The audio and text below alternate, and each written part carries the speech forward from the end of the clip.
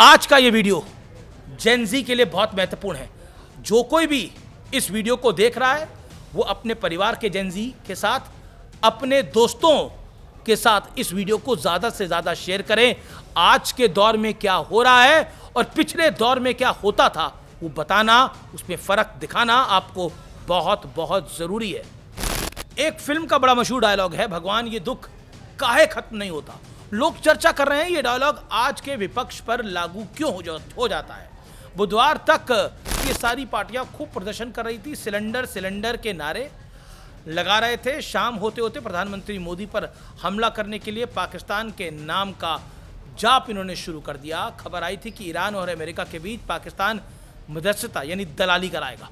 ये भी कहा जाने लगा कि अमेरिका के वाइस प्रेसिडेंट जेडी वैंस कभी भी इस्लामाबाद पहुंच सकते हैं, ये कहा गया।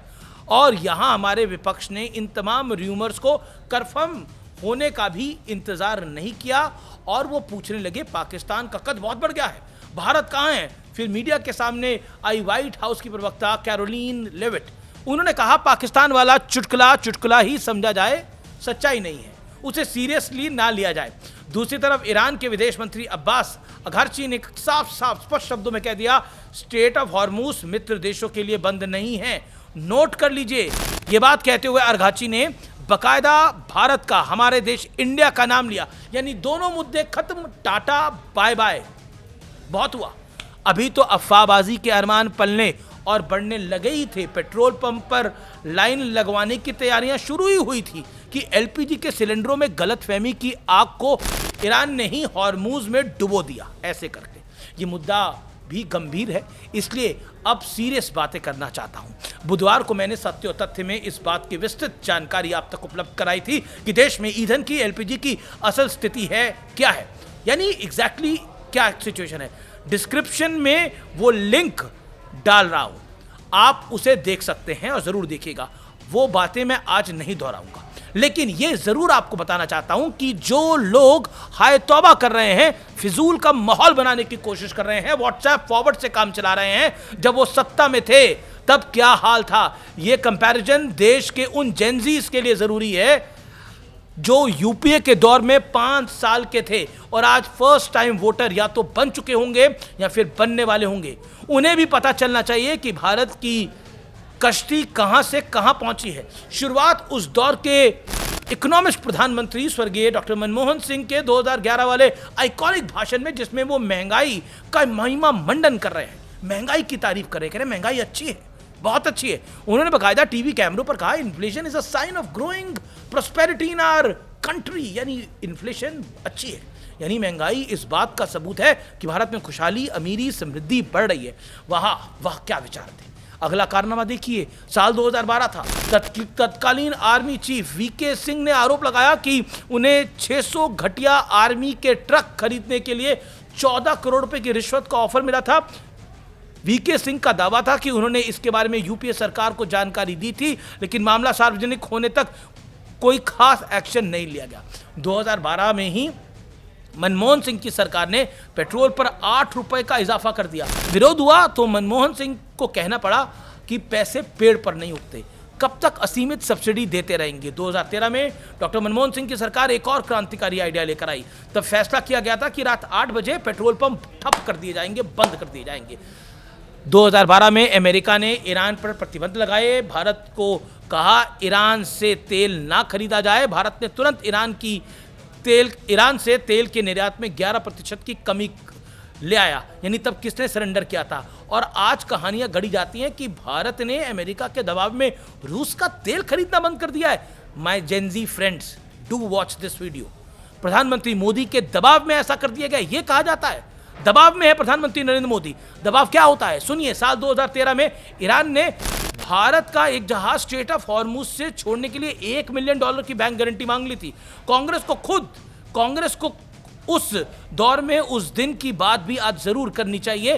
कांग्रेस को बताना चाहिए कि ईरान तब हमसे किस लिए $1 मिलियन मांग रहा था। 26/11 वाला हमला हो तो सबको याद होगा, मनमोहन सिंह की सरकार का रवैया भी सबको याद ही होगा। तत्कालीन एयर चीफ मार्शल फली होमी मेजर और बराक ओबामा ने जो खुलासे किए थे वो सभी को पता होंगे। बराक ओबामा ने कहा था कि पाकिस्तान पे इसलिए हिंदुस्तान की सरकार ने अटैक नहीं करवाया और कोई कार्रवाई नहीं करी कि उनको वोट बैंक की चिंता थी। क्या उन्हें लगता है भारत का मुसलमान पाकिस्तान पे अटैक न करने से खुश हो जाएगा? ऐसा सोचती थी कांग्रेस की सरकार।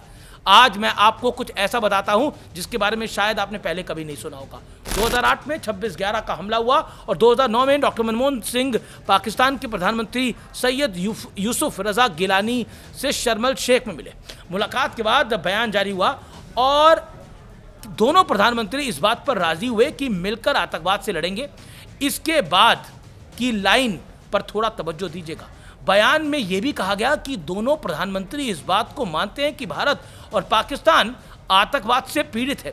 यानी पाकिस्तान से बदला लेना तो दूर, पाकिस्तान को भारत सरकार ने ऑफिशियली टेरर विक्टिम मान लिया था और ये लोग सर्जिकल स्ट्राइक और एयर स्ट्राइक के सबूत मांग रहे हैं। ऑपरेशन सिंदूर पर सवाल उठते हैं। धुरंधर जैसी प्रो इंडिया फिल्म को प्रोपेगेंडा बताते हैं। 13 जुलाई 2011 को मुंबई में कई जगह बम धमाके हुए।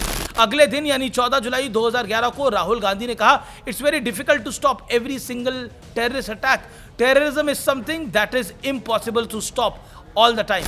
यानी आज नरेंद्र सरेंडर की माला जपने वाले, कहानियां गढ़ने वाले राहुल गांधी अपने दौर में कहते थे आतंकी हमलों को रोकना नामुमकिन है, लेकिन सच ये है कि आतंकी हमले रुक चुके हैं। बीते 12 सालों में दिल्ली में हुए एक धमाके को छोड़कर पूरी तरह से शांति है। जम्मू कश्मीर भी इतना स्टेबल कभी नहीं रहा जितना इस दौर में है। दावा तो ये भी किया जाता है कि 26/11 वाले हमले में के वक्त राहुल गांधी रात भर पार्टी में व्यस्त, एक अखबार में छपा था, और आज राहुल गांधी प्रधानमंत्री को कॉम्प्रोमाइज्ड बताते हैं। सोचिए क्या दौर है। उस दौर में महंगाई दर डबल डिजिट में थी और वो दौर शानदार था, जबकि आज 3.47% पे है। ये खराब दौर है।